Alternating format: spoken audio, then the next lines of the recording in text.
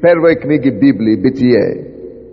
Бытие 49 глава, 40 глава. Книга Бытия 40 глава Бытия. Я поделился на духовном совете, и вчера Бог мне это подтвердил, что да, нам всем нужно это слово. У кого проблема где-то на голове, ну, в области лбу, но не лоб, но передняя часть головы.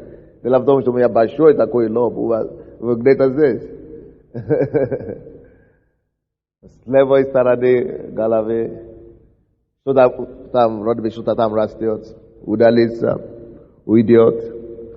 Есть люди, у кого зубы шатаются, передние зубы, вот, шатают, вот так, прыгает, очень выбросится. Но он дает вам больше неприятности вам приносит, чем... Я не знаю, что Бог конкретно хочет делать, но мне показывает эти зубы, которые мергают. Я думаю, либо он хочет укрепить их, либо помочь их выбросить.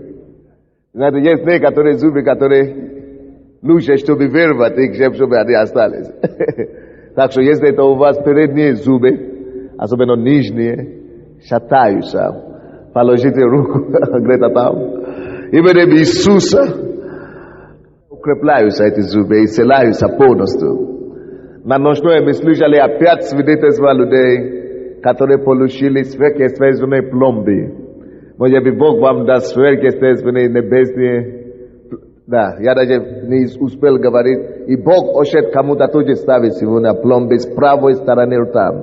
Если это у вас, положите руку и говорите: Господь, я принимаю.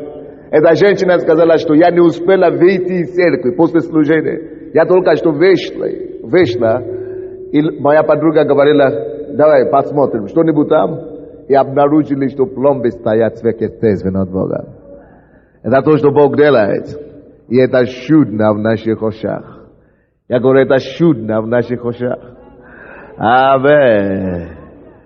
Чудный Бог. Сделайте меня тише мониторы. 40 глава Бытие.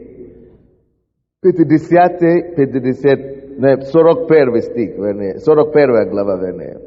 Я прошу прощения. 41 глава Бытие. 41 глава. 50-51 стихи. До того, как я это начну читать, скажи еще раз кому-нибудь: Господь собирается дать тебе благословение, которое выше и больше твоего ожидания. Выше и больше твоего ожидания. 50-51 стихи. До наступления годов голода у Иосифа родились два сына, которых родила ему Асенефа, дочь Патифера, жреца Илиопольского. И нарек Иосиф имя первенцу Манасия, потому что, говорил он, Бог дал мне забить все несчастья мои и весь дом отца моего. Это отсюда мы проповедуем. Но давайте я прошу еще раз 51 стих. Боже мой. Человек, у кого опухоль в груди, левый грудь, пожалуйста, положите руку. Бог рассосает эти опухоли прямо сейчас. Пока вы будете слышать каждый звук моего голоса сегодня, будут происходить какие-то изменения в вашей ситуации, в вашем организме тоже. Это пророчество. 51 стих. И нарек Иосиф имя первенцу Манасия, потому что, говорил он, Бог дал мне забить все несчастья мои и весь дом отца моего. Я проповедую сегодня на тему: прими, как будет, твоего или твою Манасею. Проповедники. Твоего Манасею. А? Твоего Манасею. Потому что его зовут Манасея. Значит, примите твоего Манасею. Напишите это, если кто конспектирует, это вам выгодно будет. Потом. Потому что вы сможете обратиться туда, потому что к этой проповеди вы еще будете обращаться и обращаться. Но слава Богу, есть аудио и видеокассеты. Прими твоего Манасею. Now, написано, Бог дал Иосифа 2 сыновей. Есть человек, который почти напротив меня с этой стороны. Вы пришли уже к Богу. Но до этого вы были замешаны в греховном деле. Вы были в блуде, жили в блуде.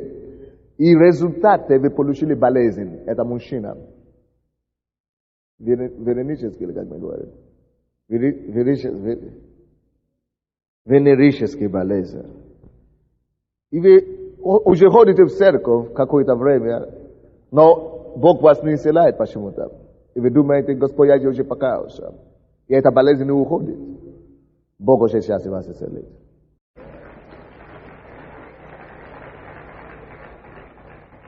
Бог уже сейчас вас исцелит. Так что будьте здоровы. Я уже выбросил его вам, исцеление. Хватите быстро.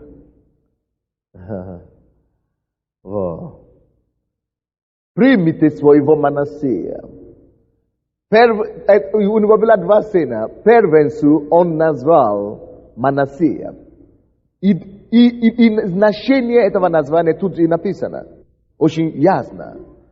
Манасея, потому что говорил он, Бог дал мне забить все несчастья мои и весь дом отца моего. Манасея – это живой памятник, это живое свидетельство о Божьей милости, о Божьей благости, о Божьей верности. Он говорит, несмотря на все мои страдания, несмотря на все мои мучения, у меня было много слез в жизни, у меня было много мучений в жизни, у меня было много страданий в жизни. И видите, что Бог сделал для меня? Мой Бог, Господь Бог дал мне такого благословения, столько благословения. Бог мне дал столько благословения, что теперь я уже забил обо всем несчастьях моих. Бог настолько меня благословил, что я уже забил обо всем несчастьях моих. Я забил о всех слезах, я забил о всех страданиях, я забил о всех мучениях, о всех плачах по нашей. Бог настолько благословил меня. Вот поэтому моего сына, первенца, я назову, иди сюда, брат. Вот мой первенец. Он будет как памятник Господу. Он будет как свидетельство не только всему Египту. Он будет свидетельство не только всему Израилю, но еще Бог пошел дальше и записал это имя в Библии. Кто из вас знает, что все, что записано в Библии, это для нас на пользу. Это все для нас на пользу. Бог это записал в Библии, чтобы мы могли знать, что Бог таков есть. То есть Бог поместил это в Библии, чтобы каждый, кто прочитает эту историю, мог знать, что Бог есть верный Бог. Бог, который благословляет так, чтобы забить о все несчастье.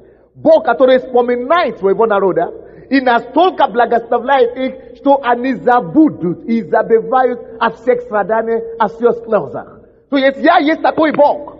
Манасея – это свидетельство о характере Бога, о качестве Бога. Бог есть Бог Манасея.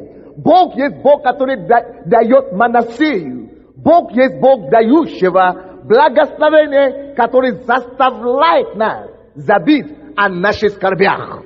И это есть то, что Бог хочет дать кому-то сегодня. Бог още дат нам, поэтому Он собрал нас на это благословение, на это служение помазания. Бог хочет, чтобы вы верою сегодня приняли Божье посещение, Божье изобилие благословения, который не только уберет ваши слезы, который будет настолько велика, что вы забудете, что вы когда-то мучились. Манасия – это свидетельство, мое свидетельство миру, что Бог вспомнил меня и благословил меня настолько, что я теперь уже забил о всех своих несчастьях. Спасибо. Есть ли кто-нибудь в этом зале, который когда-нибудь плакал? Есть ли кто-нибудь в этом зале, кому когда-то было плохо? Есть ли кто-нибудь в этом зале, кто потерпел какое-нибудь несчастье когда-то? Есть ли кто-нибудь в этом зале, который слезил по ночам? Есть ли кто-нибудь, кому было, у кого не было выхода когда-то в жизни? Есть ли кто-нибудь здесь, кто еще переживает боли своего страдания? Есть ли кто-нибудь здесь, кто мучится еще до сих пор? Еще говорит, будет ли у меня избавление? Есть ли кто-нибудь сейчас, кто проходит через тяжелое время? Есть ли кто-нибудь сейчас, которому кажется, что все плохо со всех сторон? Есть ли кто-нибудь здесь, который говорит, слава Богу, что я спасен? И не дай Бог, чтобы я пережил то, что я пережил раньше. Есть ли кто-нибудь здесь, кто знает, что такое страдание? Есть кто-нибудь здесь, кто знает, что такое несчастье? Вот, такие люди могут хорошо понять Иосифа. Такие люди могут очень хорошо себя представить, о чем говорит Иосиф. Потому что если вы когда-то мучились, тогда вы знаете, что такое Манасия, когда оно приходит. Если вы когда-то плакали, тогда вы осознаете и благодарны Богу за Манасия.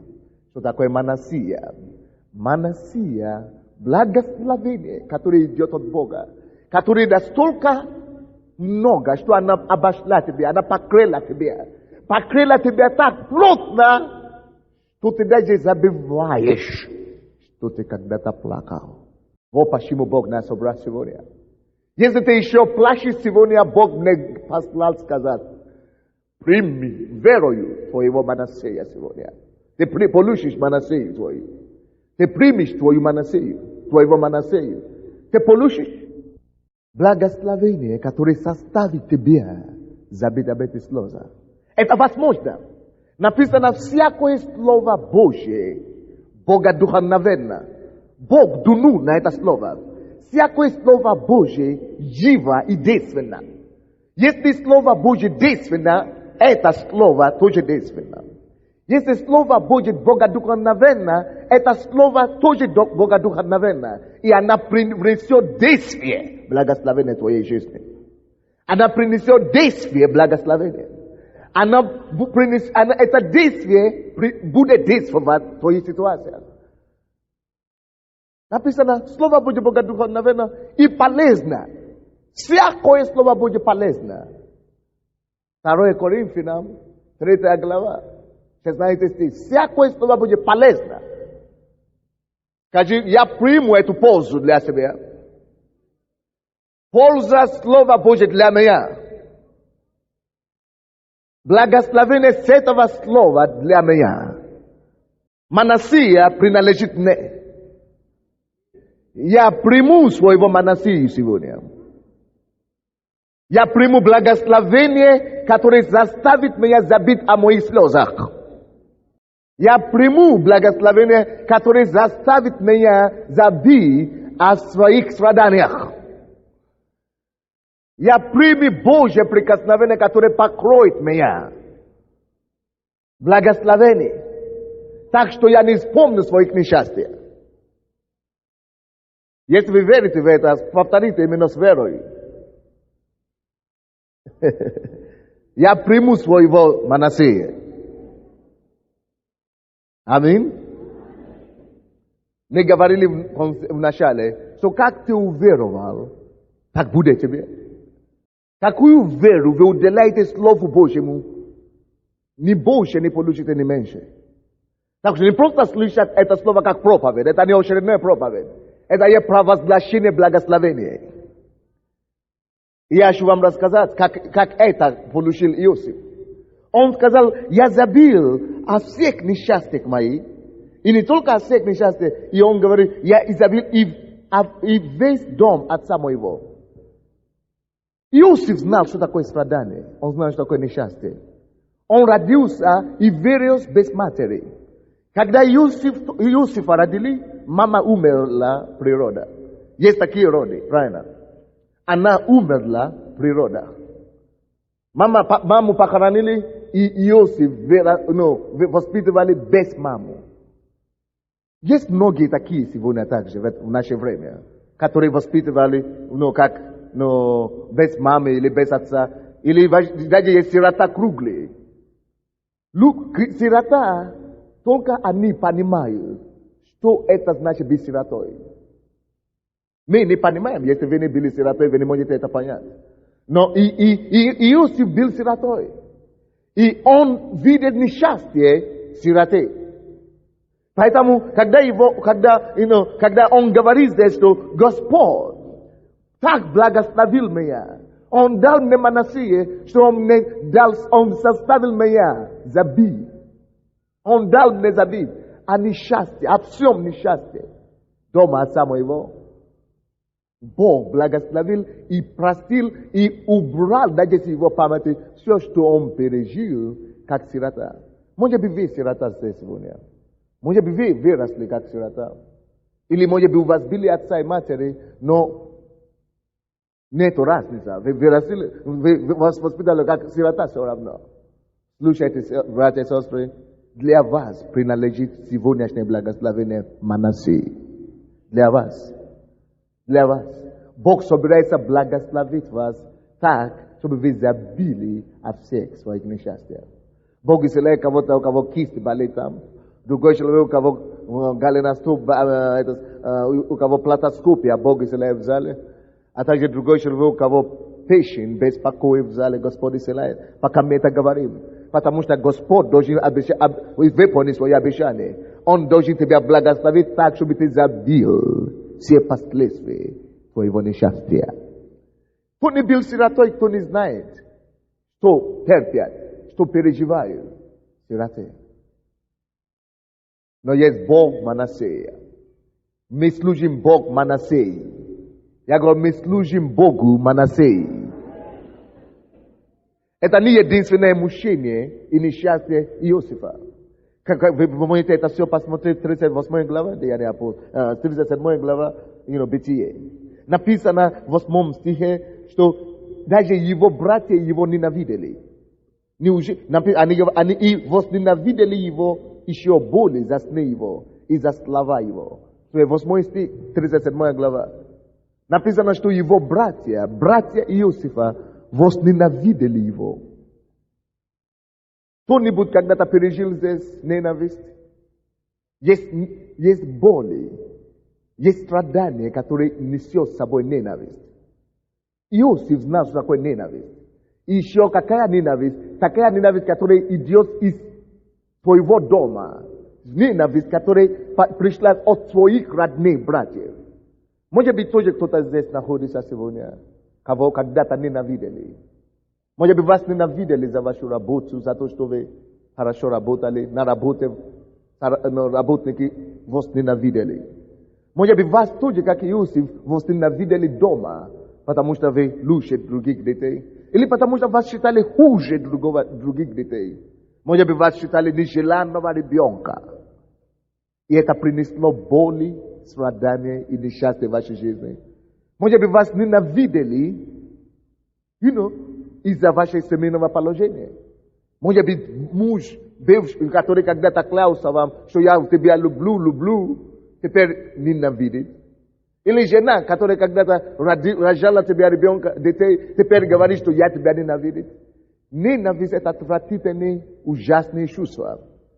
Аминь. Ненависть, отвращение, отвержение – это ужасное чувство. Все это пережил Иосиф. Братья и сестры, если у тебя были ненависти в отношении тебя, если тебя когда-то возненавидели, люди ненавидят, и от этого ты чувствуешь боли или неудобства, братья и сестры, для тебя сегодня Бог дает Манасея. Благословение, которое тебя составит, которое будет настолько, что ты забудешь о твоих несчастьях, о твоих болях, о твоих страданиях. Аминь. Бог тебе собирается дать это благословение. Он тебе собирается покрыть его духом так, что ты забудешь о всех болях, мучениях, которые были через ненависть. Всякие боли бывают в жизни, всякие страдания, всякие слезы, по разным причинам. Мы плакали, мы нуждались, мы нуждаемся. Иосиф пережил не только ненависть, братьев, он еще пережил как мы говорим, предательство. Предательство. Он пришел, чтобы дать своим пищу кушать. Но они взяли у него пищу, в этой же главе 37 написано. В этой же главе 28 стих. И когда приходили, до 23-24 стих, когда Иосиф пришел к братьям своим, они сняли с Иосифа одежду его, одежду разноцветную, которая была на нем, и взяли его, и бросили его в ров. Ров же тот был пуст, воды не было там. То есть они предали его, они хотели убить его, покушение было на его жизнь. Кто пережил покушение, то знает, какие это боли, какие это страдания, как это неприятно. Но Господь для этого дает Манасею. Кто пережил предательство родных, предательство знакомых, предательство партнеров, предательство коллег, предательство разных обманщиков, которые в этом мире. Разные бывают ситуации. Люди, которые взяли, может быть, ваши деньги, убежали с этого. Может быть, вы еще живете в этом мире. Может быть, вы еще переживаете об этих ситуациях. Может быть, вы еще мучитесь от этого прошлого. Может быть, даже прямо сейчас кто-то находится посередине предательства. Для вас Бог говорит сегодня. Бог настолько... Это будет Манасея. И нарек ему имя Манасея, ибо сказал... Бог дал мне забить от всех моих несчастий. Бог дал мне забить от всех. Это есть то благословение. Вот это есть свидетельство тому. Это есть памятник о том, что Бог есть тот Бог, который составляет, который благословляет, и который не просто благословляет, но благословляет до той степени, что мы начинаем забывать о всех слезах, о всех болях, о всех несчастьях. Он еще есть тот же самый Бог. Написано, Иисус Христос вчера, сегодня и во веки тот же. Он все еще есть Бог Манасеи. Он все еще есть Бог Манасеи. Бог, который благословляет до такой степени, что мы забываем о наших слезах, что мы забываем о наших страданиях. Многие из нас уже исцелены, слава Богу. Многие из нас уже пришли в церковь, пережили избавление, но где-то дает о себе знать наши боли прошлые, наши мучения прошлые, наши страдания прошлые. Бог говорит, я есть Бог Манасея. Вот почему оно есть в Библии. Вот почему это написано в Библии. Чтобы мы могли довериться Господу. Что да, Господь, ты это сделал для Иосифа, все, ты сделаешь для меня. Я вообще не буду вспоминать больше, что я когда-то мучился. Я верю в тебя, Господь. Я это принимаю от тебя. Ты я Бог Манасеи, это благословение Манасея принадлежит мне. Благословение Манасеи принадлежит мне. Благословение Манасеи принадлежит мне.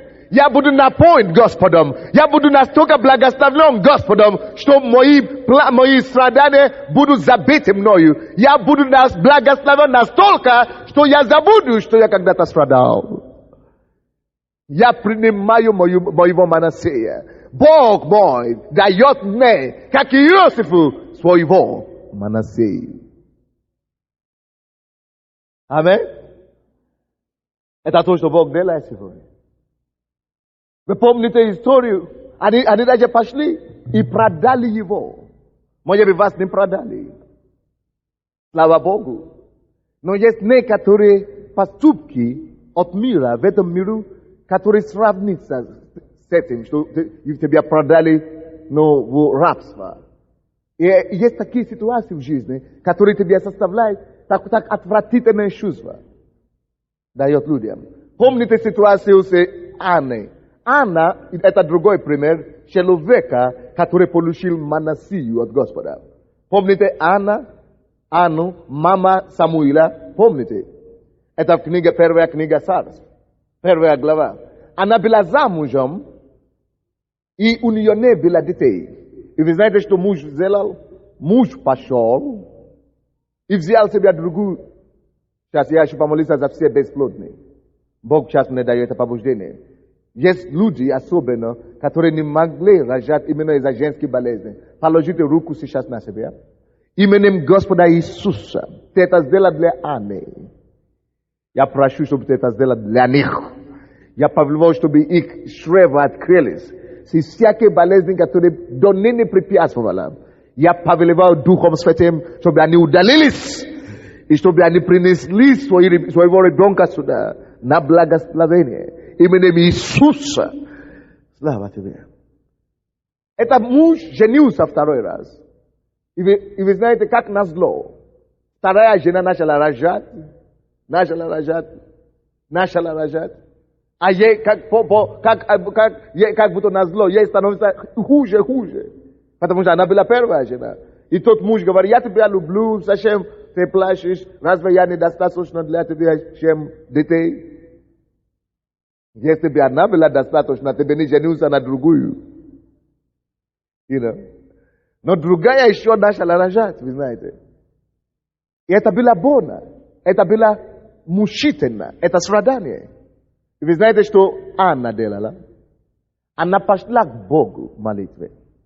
Она верила Господу.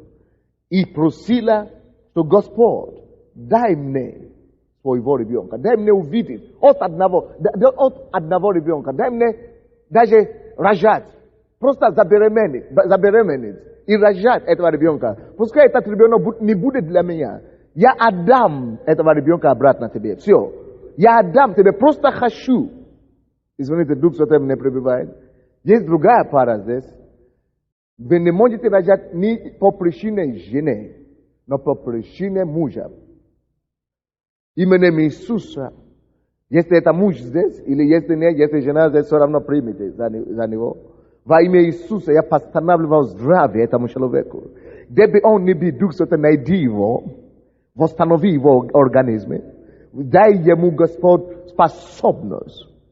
И чтобы эта семья, Господь, радовалась о рождении детей во имя Иисуса Христа. Аминь. Аминь. И она сказала, дай мне этого ребенка только, и я отдам тебе обратно. И она так и сделала. Когда Бог дал ей этого ребенка, она принесла Господу и говорит, кто хочет, вы можете это посмотреть, в первую главу, первая книга Царств. Написано, 24 стиха.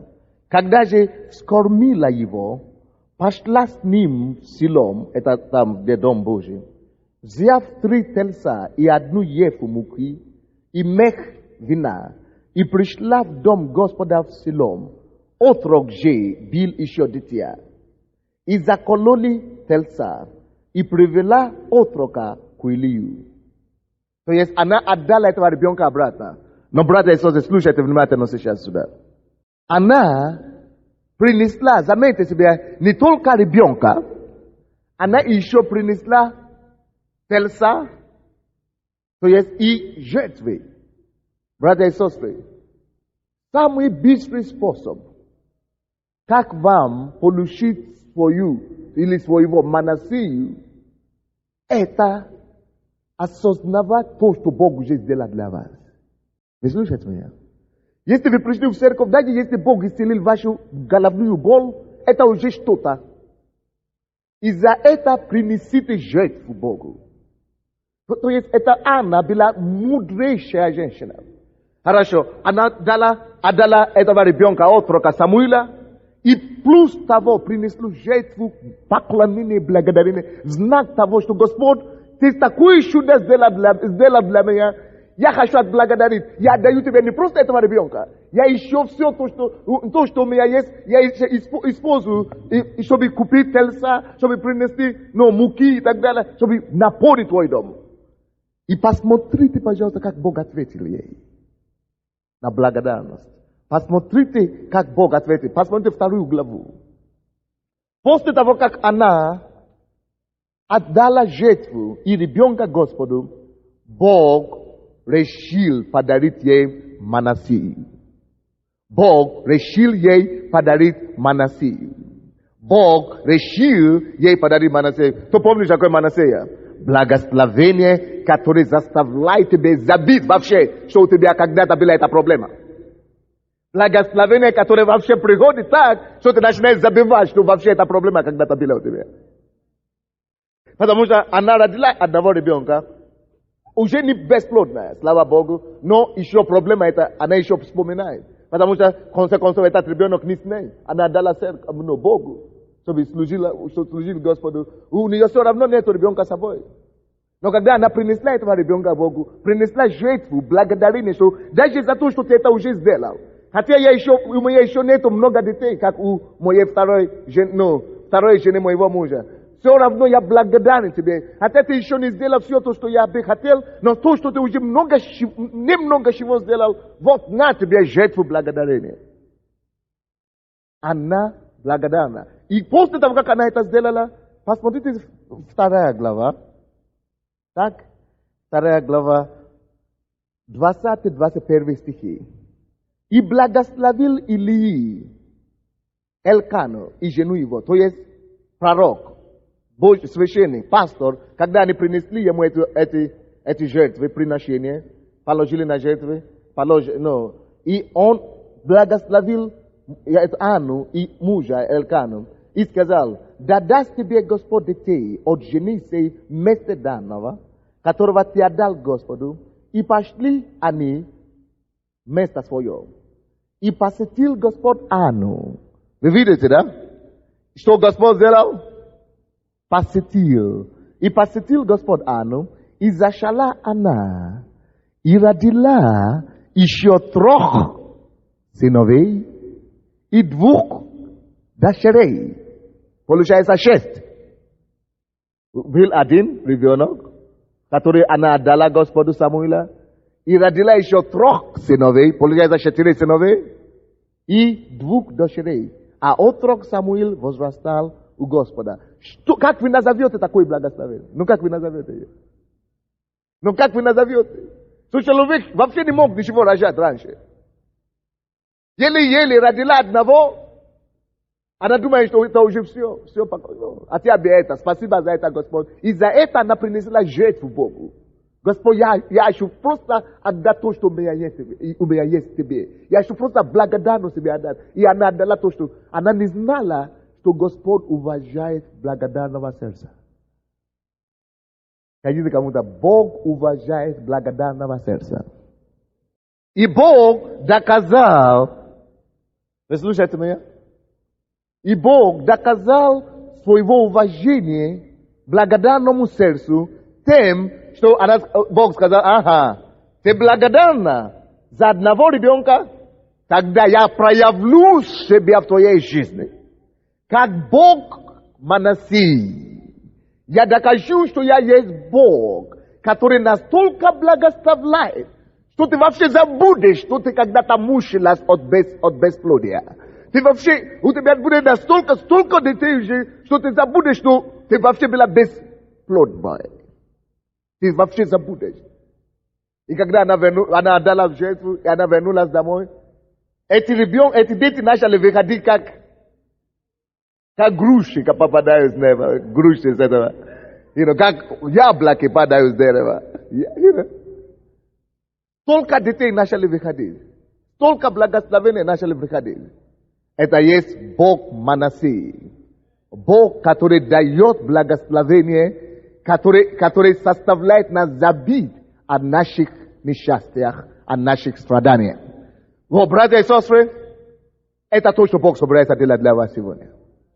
Иисус показал и проявил нам это качество, когда к Нему пришел прокаженный.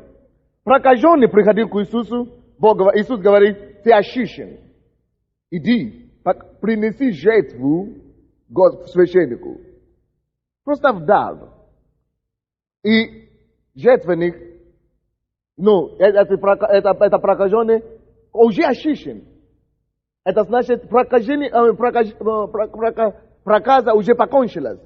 Но написано, когда он это сделал, слушайте меня внимательно, он принес жертву Господу, именно после этого он был вообще избавлен.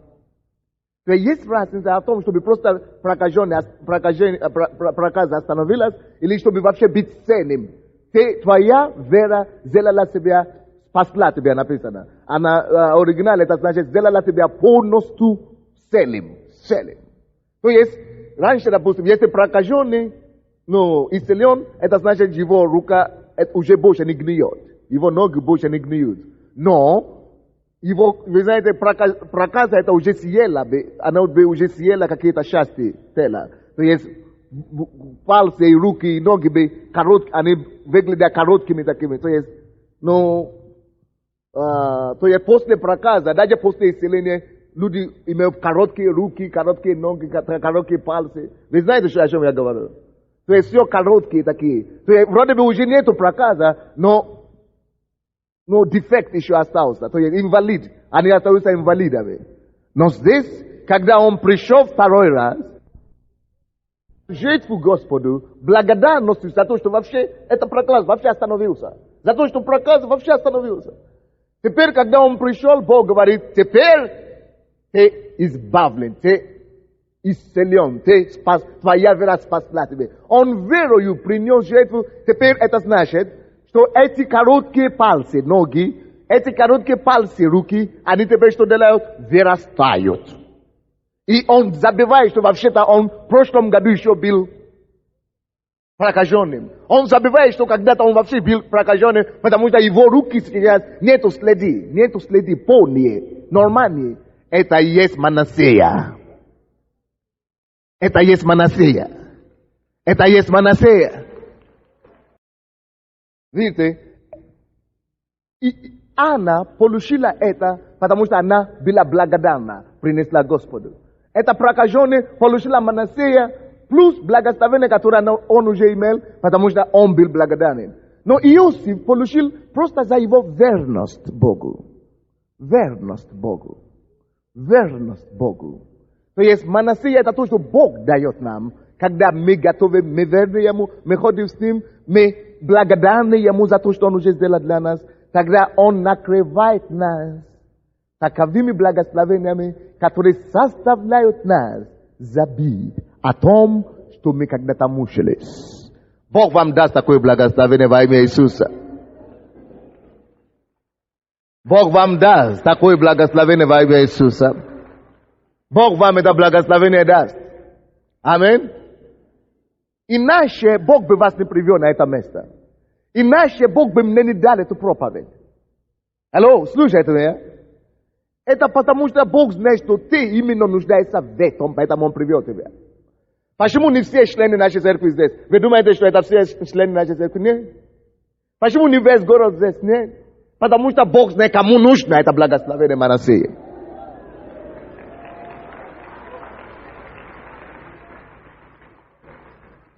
Я говорю, это не просто проповедь. Это не просто проповедь. Это не просто проповедь. Это судьба меняется сейчас.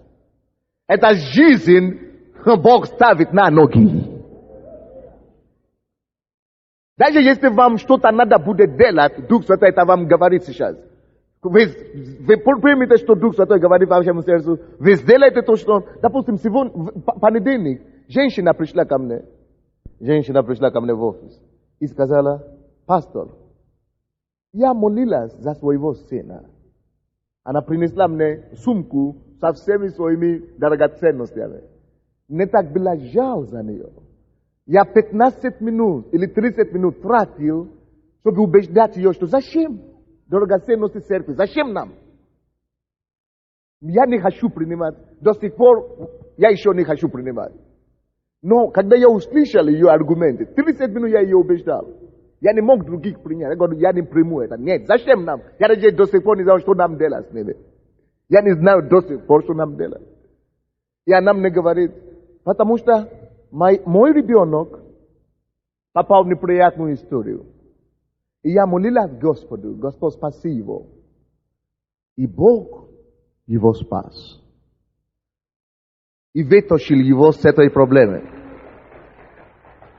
И она мне говорит, но постоянно преследует какой-то страх, какое-то переживание, что, возможно, не дай Бог, чтобы это вернулось, эта проблема. Не дай Бог, чтобы какая-то проблема опять случилась с ним. Не дай Бог, чтобы какая-то опять неприятность была с ним. Поэтому я всегда переживала. И я слышала какую-то проповедь, она мне говорила, она слышала какую-то проповедь. И она говорила, в эту проповедь я так была убеждена, что я должна это делать. Я просто знаю, что когда люди приносят, и она мне рассказала об этом прокаженном, что когда это прокаженный принес благодарность, все то, что он жертву, что эта проблема вообще забилась.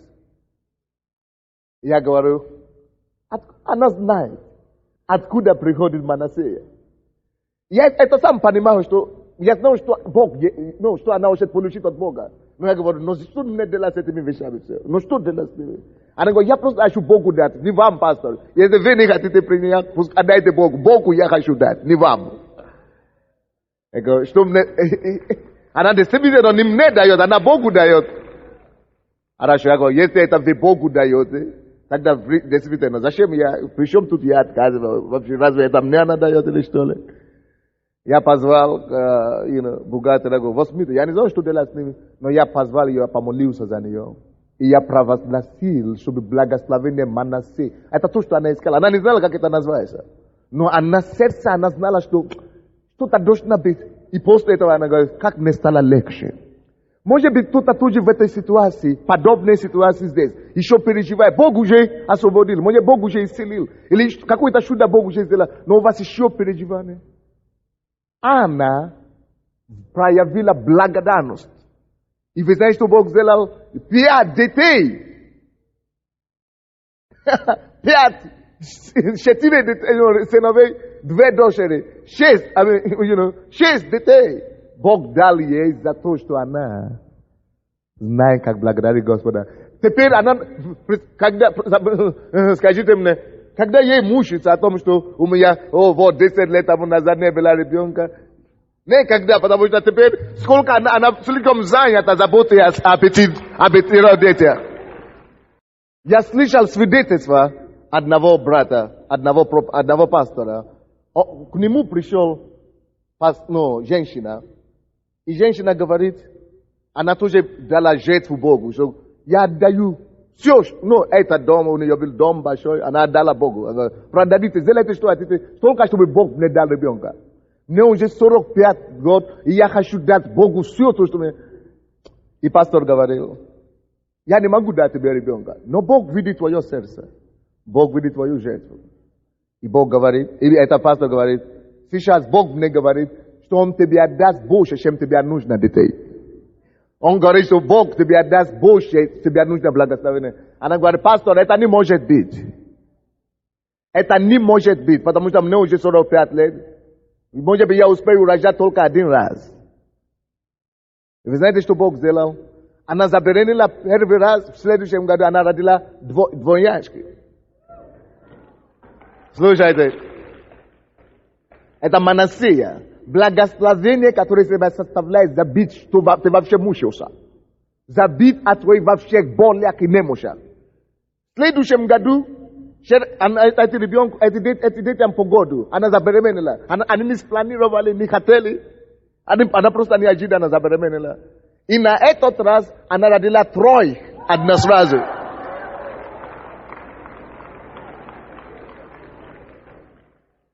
И она начала радоваться, она уже, представляете, когда у тебя еще два гуляют, еще по одному году, еще три, еще не знаю, откуда найти наню и так далее.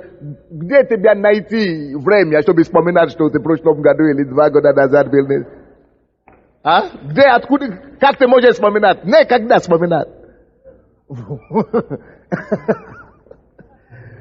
Это то, что обозначает. По-моему, если я не ошибаюсь, по-моему, она еще 3 раз забеременела. И на этот раз, 3 раз, у нее было опять трой сразу. Теперь она уже пришла к пастору. Пожалуйста, я умоляю вас, помолитесь, чтобы остановить, чтобы Бог остановил.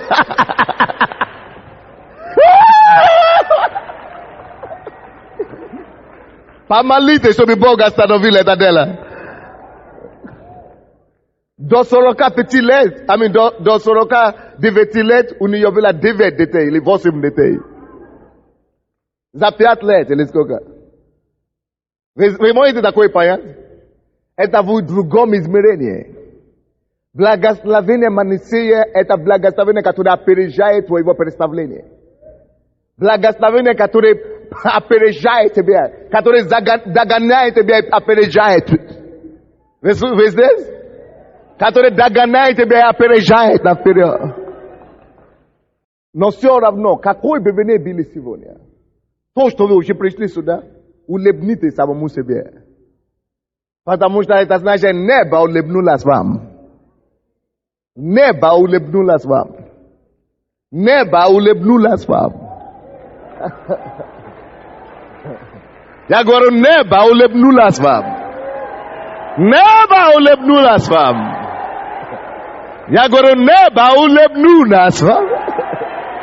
Я говорю, небо улыбнулось вам.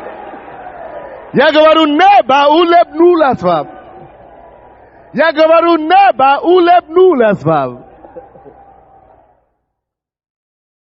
Потому что если вы знаете Бога, как я его знаю, вы бы знали, что у него ничего случайного не бывает. Вообще. Вообще. Вообще не бывает. Ничего, вообще случайного. Вы думали, что он не знал, что вы будете здесь? Привет. Привет. Привет. Привет. Он все знает наперед. Вы думаете, что я сам нашел такую проповедь? Я вообще не знал, что такая есть Библия раньше. Я вообще не знал, что такое есть Библия. Но он мне дал, что я приведу кого нужно. Я приведу кого нужно.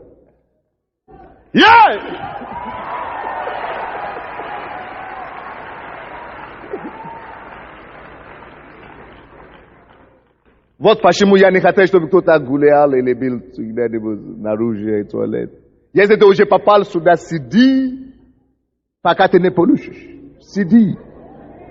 Сиди спокойно.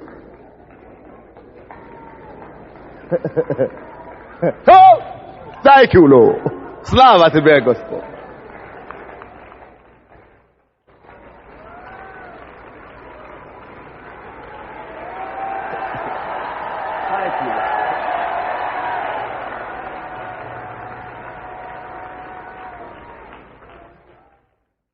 Прямо сейчас, пока вы славили Господа, Господь сказал, что Он не исцеляет женщину, которая уже думает, что операция неизбежна по префимбриомам.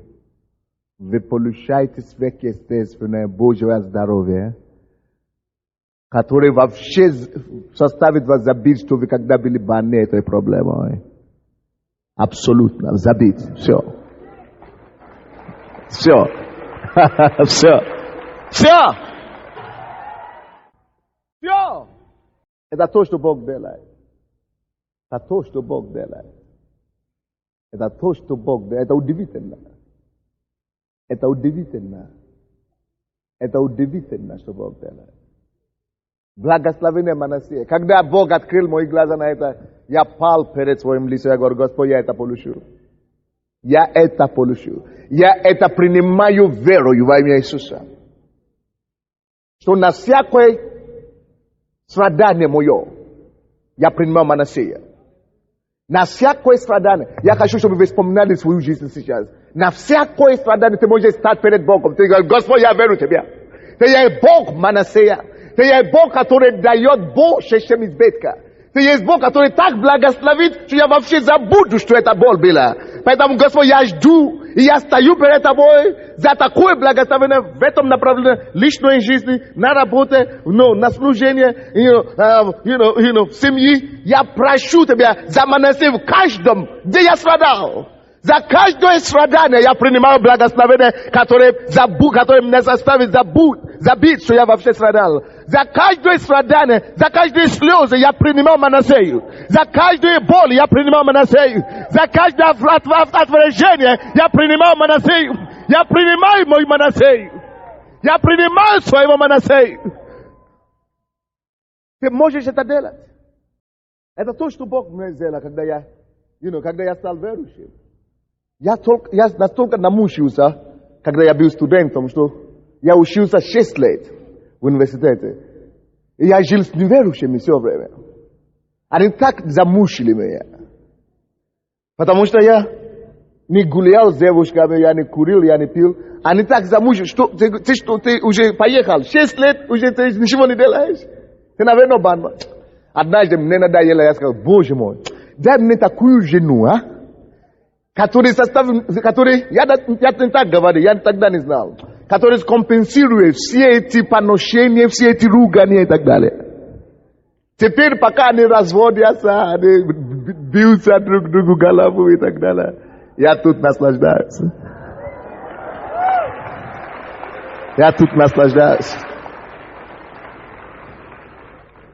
То же самое, когда было тяжело 2 года назад.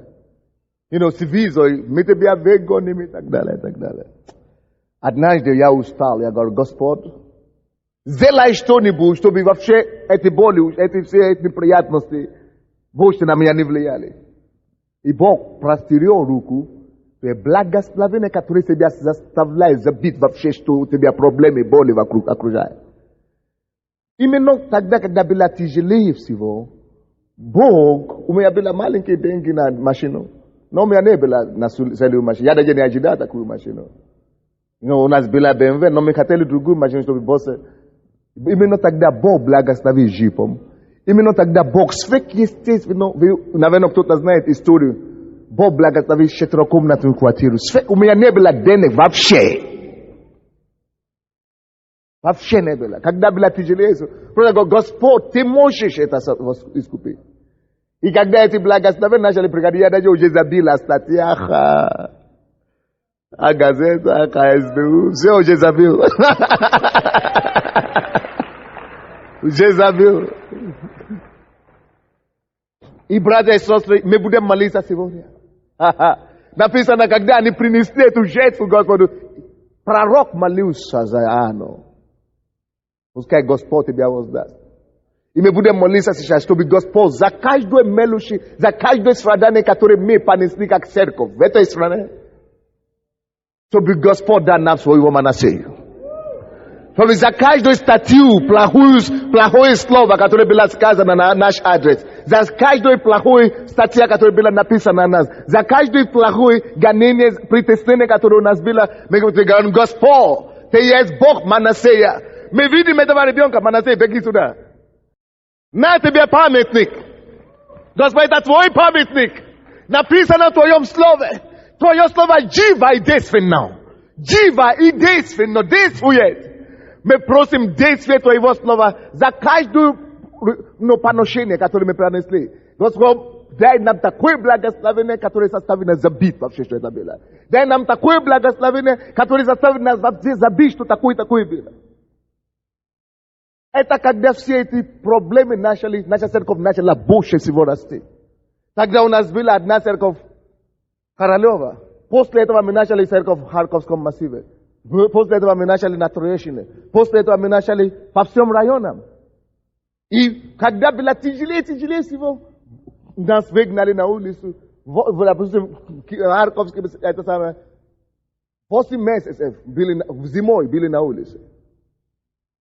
Бог видел это все. Вы знаете, что Бог сделал? Бог не просто увеличивал нас размером, количественно.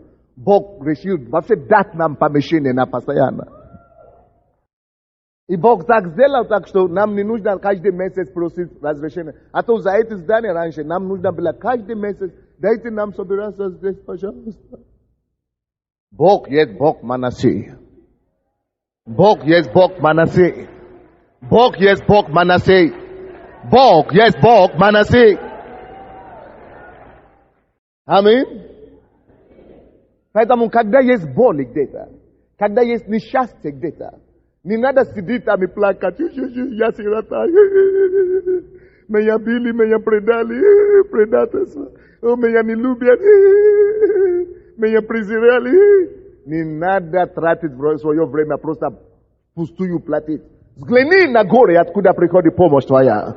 Ибо помощь наша приходит от Господа, Бога неба и земли.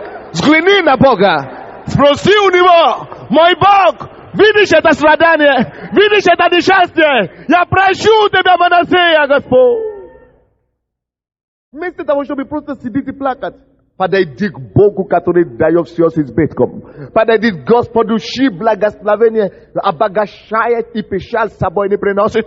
Подойди к Нему и говори: Господь, Тебе я верю. За это поношение, мой Бог. За это посрамление, мой Бог. За это мучение, за эти слезы. Я прошу Тебя такое благословение, которое составит мне забыть обо всех моих несчастьях. Как же он получил это благословение? В чем она состоялась? Вы думаете, что это благословение, то, что он говорит, это было именно в этом сыне? Нет. Он говорит: Бог не дал забить. Он мне дал такое благословение, что я уже забил. А сын всего лишь как памятник. Он его это уже случилось, что он уже забил. Поэтому он просто назвал сына так, как свидетельство тому, что он уже получил. Вот какие... Вы видели уже страдания... Спасибо. Вы видели страдания Иосифа? Он родился как сирота. Его ненавидели в доме. Его продали. Украли у него его вещи. Его бросили на смерть. Вот. И вы видели уже, как он мучился. Как Иосиф мучился. Столько мучений. И он тут говорит теперь: Бог дал мне забить. Что это Бог мог сделать для него? Чтобы он вообще забил о том, что он был сиротой. Я кажется, что это такое несчастье, что люди не забывают. Но есть Бог на небе, который, если благословит, ты вообще забудешь, что ты вырос сиротой. Вообще забудешь. Вообще забудешь, что тебя когда-то предали. Вообще забудешь, что ты был продан из твоей страны в другую страну. Как это можно такое забыть? Как это можно такое... Как это ты жил на Украине, вдруг оказался в Турции? И Бог так тебя благословил в этой Турции, что ты забудешь вообще, что ты не турсиян, или как? Турок? Что ты не турок? Как это может быть такое благословение, что тебя продали вообще? Это то, что дает Манасея. Вот что дает Манасея. Откройте 41 главу. Откройте Бытие 41. И я вам покажу, какие чудеса Бог сделал. Чтобы вы могли ожидать подобные чудеса в вашей жизни. Я не знаю конкретно, что Богу нужно делать для вас, который будет для вас Манасея. Кому-то нужно, чтобы Бог вернул вам мужа. Кому-то нужно, чтобы Бог вернул вам жену. Кому-то нужно, чтобы Бог спас вашего мужа. Кому-то нужно, чтобы Бог спас вашего ребенка. Кому-то надо, чтобы Бог дал все, что необходимо будет. Бог знает все координатно. Поэтому Он позволит вам быть здесь сегодня. Все, что нужно, чтобы состоялась ваша Манасея, это именно Он сделает. Что Он сделал для Иосифа? Что нужно было, чтобы Иосиф забил о его несчастье? И какие чудеса Бог сделал, что Иосиф говорит, все, у меня теперь нет слов, все, я уже не могу вспоминать. Какие чудеса это Бог сделал? 41 главу, 37 стиха, 37 по 44. Сие понравилось фараону и всем слугам его, и сказал фараон слугам своим, найдем ли мы такого, как он, как Иосифа, человека, в котором был бы Дух Божий? И сказал фараон Иосифу, так как Бог открыл тебе все, то нет то нет столь разумного и мудрого, как ты. Ты будешь над домом моим, и твоего слова держаться будет весь народ мой. Только престолом я буду выше тебя. И сказал фараон Иосифу, вот, я поставляю тебя над всею землей египетскою. И снял фараон перстень свой с руки своей и надел его в руку Иосифа. Одел его в висонные одежды, возложил золотую цепь на шею ему, велел вести его на второй из своих колесниц и провозглашать перед ним преклоняйтесь. И поставил его над всею землей египетского. И сказал фараон Иосифу, я, фараон, без тебя, Иосифа, никто не двинет ни руки своей, ни ноги своей во всей земле египетской. Вы слышали, что эта женщина сказала? Она сказала, что я 15 лет тому назад развелась. 15 лет она мучилась, как одинокая женщина. 15 лет. И тут она попала в церковь 5 лет тому назад. Она служит, верна Господу. И на тебе, она уже вообще не надеялась выйти замуж. Какой муж? Мне уже больше 50. Какой муж? И на тебе подарок благословенного помазанника. На тебе. Чтобы ты мог забить о всей своей боли. На тебе. На тебе, мужа. От Бога. Не то, что алкоголика из мира. Не то, что какого-то курящего, безответственного, который гуляет. На тебе освященного, чистого, порядочного, помазанного.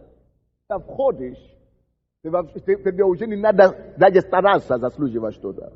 Не надо больше стараться зарабатывать что-то. Ты просто вошел в Дом Божий, в Сион, на гору Сиона. Ты вошел в области славы Божьей.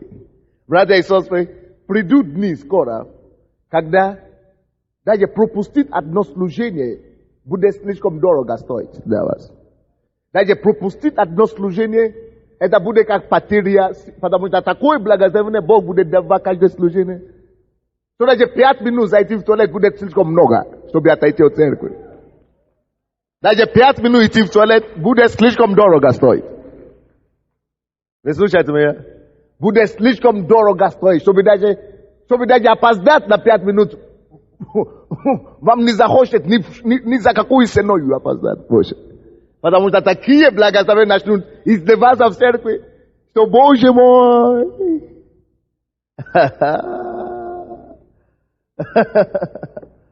Посмотрите, что Бог сделал для Иосифа.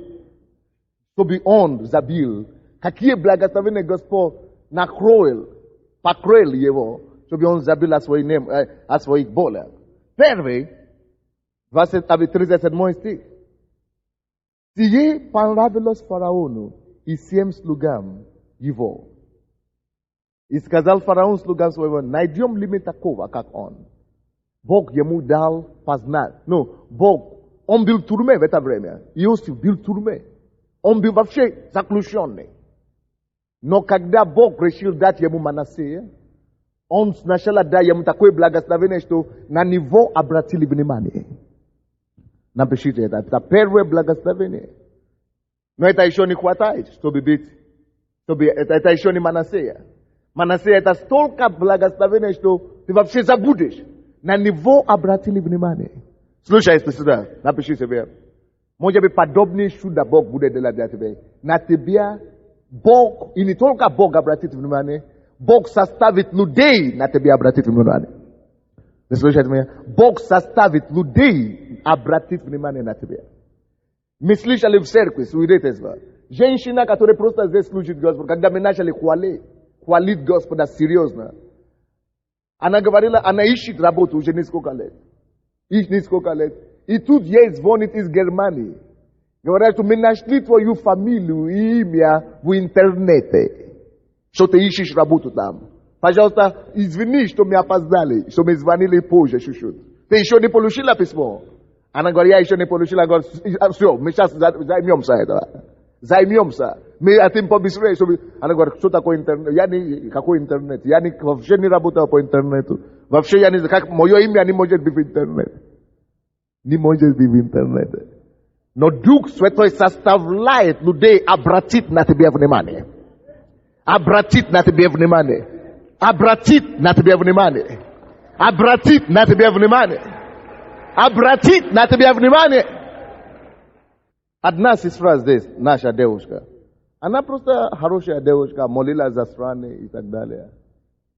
Она оказывается, что должна была поступить в институт, закончила школу и надо было платить. Но она просто молилась Господу, не знаю как. И кто-то пришел в церковь, тоже сестра, бизнесмен, и говорит, что почему-то мне нравится эта девушка. Просто почему-то нравится. Просто почему-то нравится. Откуда я не знаю. Почему-то нравится. Молится хорошо. Мне просто нравится. Я хочу ей предложить. Спросите у нее, пожалуйста, работает ли она, занята где-то. Чтобы Бог сделает, чтобы обратили внимание. Бог делает, чтобы обратили внимание. Бог делает так, чтобы обратили внимание. Говорит, что нет, она не работает нигде. Она даже ищет работу. Молится никак. Говорит, нет, я хочу ей предложить. Дайте, как мне с ней познакомиться. Она приходит, на тебе, работай, и еще и учишься. Все за учебу платить без проблем. Работай. И все. Эту молитву получила ответ автоматически. Она получила больше, чем она могла думать, что она может получить. Когда Божья благодать и милость начинает работать на тебе, это первый признак, то, что было с Иосифом. Когда его Манассея приближается, он первый обратили на него внимание. На тебе обратят внимание во имя Иисуса. На тебе обратят внимание во имя Иисуса. На твою фирму обратят внимание. На твое предприятие обратят внимание. На твое заявление обратят внимание. Именем Иисуса. На твою семью обратят внимание. На твой долг обратят внимание. На твой бизнес обратят внимание. Господь обратит и сделает так, чтобы люди обратили внимание на тебя во имя Иисуса. Мужчины, потенциальные мужи обратят на тебя внимание. Потенциальные жены обратят на тебя внимание во имя Иисуса. Прими своего Манассея. Прими твоего благословения, которое заставляет забить о твоих болях. Второе, что Бог сделал для него сразу. Потому что это еще не хватает, это еще не Манассея. Это еще, Манассея, это будет уже так много, что ты будешь заняться только благословением, не до боли больше. Не до боли больше. Не до боли. Ты будешь заниматься только благословениями, как бы мне это нести. Следующее благословение. А согласно 38 стих. Написано, откуда фараон говорит слугам, найдем ли мы такого, как он, человека, в котором был бы Дух Божий. Был бы Дух Божий. Он говорит, найдем ли такой человек, который был бы так сильно Дух Божий. Слушайте, второе, что Бог сделал для Иосифа, когда его Манассея пришло, Бог так сделал, Бог наполнил его. Еще он был еще в тюрьме. Бог наполнил его своим духом. Наполнил его чем? Своим духом. Братья и сестры, помазание Господня, это второе, что Иосиф получил. Было такое помазание, Дух Святой, такой Бог, такое наполнение Духа Святого дал ему, что говорят, найдем ли мы такого человека? Слушайте, Братья и сестры, второе, что нужно, когда Мессия Господь дает тебе, это Он тебе дает наполнение своего духа. А дух Господень – это все. Дух Господа животворит. Дух Господа, написано, что дар человека сделай, чтобы он стоял перед вельможей. Чтобы он сидел за столом вельможами. Дар человека сделай. То есть Дух Божий наполнит тебя. На кого Дух Божий наполняет в последнее время больше, чем обычного. Потому что это не обычно. Написано, мы не найдем такого. То есть Дух Божий начинает наполнять. Знак того, что Бог уже начинает тебя благословить. Знак того, что твоя Мессия приблизилась, это когда ты начинаешь быть более заинтересован в Божьих вещах.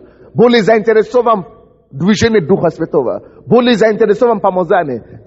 Тебя тянется больше к Богу. Тебя тянется больше к помазанию. Тебя больше тянется молиться больше. Тебя тянется побольше читать Слово. Тебя тянется больше к Божьим вещам. Ты приближаешься больше к Нему. Больше Его Духа. Больше Духа Божьего. Это не зря. Потому что Дух Божий не приходит просто так, чтобы гулять. Нет. Или на каникулы, праздник пришел. Нет. Если Дух Божий посещает тебя больше, если приближение к Богу, больше к Богу приближается к тебе, это значит все. Твое чудеса здесь. Потому что написано, что прежде чем Бог мог сказать, да будет свет, да будет, что сначала Дух Божий носился. Дух Божий носился. Дух Божий носился. И только после этого Бог мог говорить, да будет свет. И стал свет. Так что если Дух Божий уже, ты уже больше начинаешь прославлять Господа, больше искать Господа, больше читать Слово, больше искать Бога, больше молиться. Я тебя поздравляю, дорогой. Я тебя поздравляю, дорогой. Я тебя поздравляю, дорогой. Значит, все.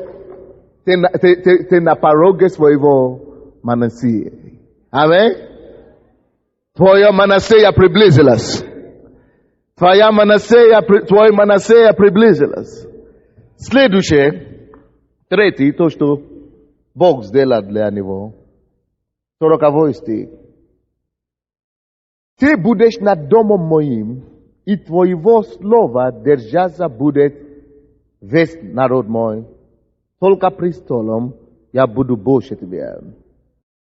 Только престолом я буду больше тебя. Это называется сверхъестественное повышение. Повышение. Возвышение. Написано, что возвышение не идет от севера или от юга. От Господа. То есть Бог, третий то, что Он сделал, чтобы дать, и чтобы показать Иосифу его монастырь, Бог повысил его в должности. Бог повысил его положение, его статус. Бог его поднял выше. Аминь. Может быть, вам не нужно это, но Бог знает, что вам нужно. Но я думаю, что в принципе всем нужно повышение. Аминь. Если это то, что вам нужно, чтобы вы изобилие своих болях, Бог это сделает. Потому что это от Него зависит. Написано, Он одного унижает, другого возвышает. А кого Он возвысит? Тебя или другого? Кто хочет, чтобы это именно Его Господь возвышал? Меня Господь возвысит. Потому что написано, от Него зависит. Одного возвышать, другого унижать. Господь возвысит тебя во имя Иисуса Христа. Аминь. Четвертая вещь, что Бог сделал. Видите, я думаю, что в такое время, после этого третьего благословения, наверное, у Иосифа уже голова начала идти кругом. Я что-то не пойму. Что-то не пойму. Как это я стану вторым после фараона? Что-то не пойму. Он уже начинает забивать потихонечку. О всех болях, о том, что он только что вчера был в тюрьме. Он уже начинает забивать. И Бог говорит, это еще не все. Следующее. Четвертое, что Бог сделал для него. 42 стих. И снял фараон перстень свой с руки своей. И надел его на руки Иосифа. Одел его в весонные одежды. Возложил золотую цепь на шею ему. Алло, братья. Это прообраз процветания. Бог ему дал богатство. Бог его начал улучшать, его финансовые, материальные состояния. Братья и сестры, когда твоя манисия приходит, ты больше не будешь жаловаться на финансы. И я хочу вам сказать, что в начале этого месяца, прошлого месяца, Бог мне сказал, время придет, когда в этой церкви, члены этой церкви не будут больше жаловаться о финансовых проблемах. Потому что мы будем знать, что делать. Аминь. После этого я прочитал проповедь в церкви. Что нам делать, чтобы вообще стать чуждым для финансовой и материальной проблемы? У нас больше этого не будет, если мы будем жить по этому слову. Потому что написано, благотворительная душа будет насыщена. То есть, будь благотворительный. Начинай сеять людям, сеять церкви, сеять, как ты можешь, хотя бы раз в неделю. Посей что-нибудь кому-то. Сколько-то финансов, даже если это копейки, даже если это 1 гривну. Посей постоянно кому-то, постоянно. Написано, такого человека, благотворительная душа, будет насыщена. Это закон, это обязательно. И нового пути не дано. Но будет еще, будет насыщено. Бог будет находить способы, как тебя насытить. Написано, кто другой напояет, сам напоим будет. То есть, когда это поэтому Манасея уже приближается. Ты живи по Слову Божьему, приближайся к Господу, и Бог улучшает твои финансовые ситуации. Бог дал процветание Иосифа. 5-й вещь, последний, что Бог сделал. 43 стих, 44. Велел вести его на второй из свой колесниц и провозглашать перед ним, преклоняйтесь. И поставил его над всей землей египетской. Он стал лидером. Иосиф стал лидером. Иосиф стал лидером в стране. Братья и сестры, это есть 5 вещей, которые нужно было делать Иосиф, которые нужно было Богу делать Иосифу, чтобы он забил о своих болях и недугах. И что он сказал? Он потом говорит, слава тебе, Господь, я еще открыл для себя одно качество Бога. Братья и сестры, Бог вам даст. Он вам даст открыть для себя. И чтобы и вы открыли для себя это качество Бога. Какое? Бог Манасея. Бог, который благословляет так, что мы забудем о всех наших несчастьях, о всех наших болях. Бог, который нас благословит, Бог, который благословляет так сильно, что вообще мы забудем, что мы мучились. Мы забудем, что мы страдали. Мы забудем, что у нас были какие-то слезы. Мы забудем, что мы когда-то переживали. Бог знает, что тебе конкретно надо. Может быть, тебе не будет, как у Иосифа конкретно. Но у каждого есть своя ситуация. Самое главное, своей верою прими. Исайя 43, 18-19 стих. Написано, прежние не вспоминайтесь. И о древнем не помышляйтесь больше. Ибо я делаю новое. Я делаю новое. Неужели вы это не хотите видеть? Причина, почему они не должны вспоминать заднее, прошлое, древнее, это благодаря тому новому, что Бог собирается делать. Братья и сестры, Бог сделает такое, которое заставит вас забыть о древнем и о старом во имя Иисуса Христа. Потому что я буду молиться за нас. Потому что пророк Илии молился за Анну. И говорит, что иди. Потом ты сообщишь, что было. Потом мы услышим слух. Слух дойдет до нас. Братья и сестры, я говорю от имени Господа сегодня. Что слух дойдет до свидетельство дойдет до церкви. Что Бог для вас делает. Станьте, пожалуйста, может не обязательно, кто хочет стать, кто хочет. Давайте сядем сначала. Давайте преклоним нашу голову. И скажите Господу, Господь, Ты есть Бог Манасей. Ты есть Господь, который благословляет так, что мы забываем наши боли. Господь, у меня были столько боли в жизни, я не хочу вспоминать. Но за каждую из них, Господь, я прошу Тебя, мой Бог, дай благословение так, чтобы я вообще забил о всех моих болях. Чтобы я вообще забил о всех моих неудачах. Чтобы я забил о всех своих слезах. Чтобы я забил о всех своих несчастьях. Господи, я прошу Тебя. Преклоните вашу голову и спросите у Господа. Просите у Господа. Что, Господь, я принимаю верою. Это нужно принять верою. Потому что Бог явил себя, как Бог Манасей сегодня. Если Бог являет себя как Бог целителя, вы должны верой принять исцеление. Если Господь являет себя как Господь Спасителя, вы должны верой принять спасение от Него. Сегодня таким же образом верою говорит, что все, я принял мою Манасею. Все, я принял эту Манасею. Такое благословение будет в моей жизни. А не буду столько, что я забуду вообще, что я мучился. Все, ты явил себя как Бог Манасея сегодня. И я принимал благословение, которое больше меня. Благословение, которое будет настолько, что я не вспомню, что я когда-то мучился. Которое будет настолько, что я не вспомню, что я когда-то мучился. Молитесь Господу, примите вашу Манасею. Скажите Господу, за эту боль, Господь, я принимал свою Манасею. За эти конкретные слезы, я принимал свою Манасею. Благословение, которое составит меня забить. Благословение, которое будет столь много, что я забуду навсегда, что я мучился. Вы уже это назвали перед Богом. Что вы хотите? Чтобы забили о своих слезах. Благословение, которое перегонит вас и заставит вас забить о всех своих несчастьях. Мой Бог, ты есть живой Бог. Ты это место показал брату Олегу.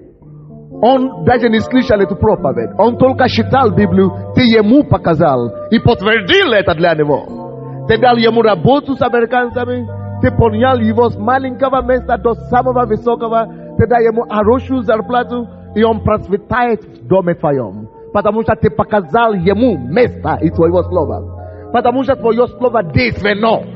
Мой Бог, ты показал мне также это слово.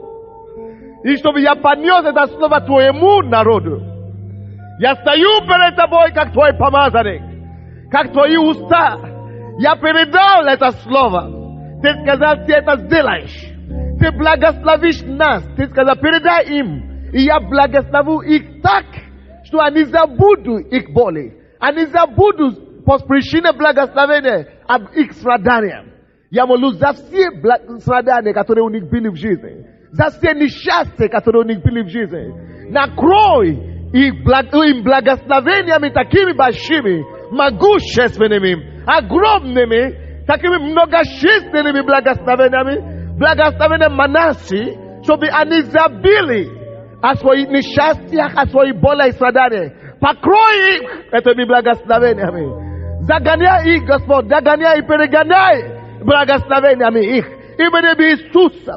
Кто нуждается в здоровье, я молю за них, Господь. Именем Господа Иисуса. Я повелевал всем болезням уйти прочь.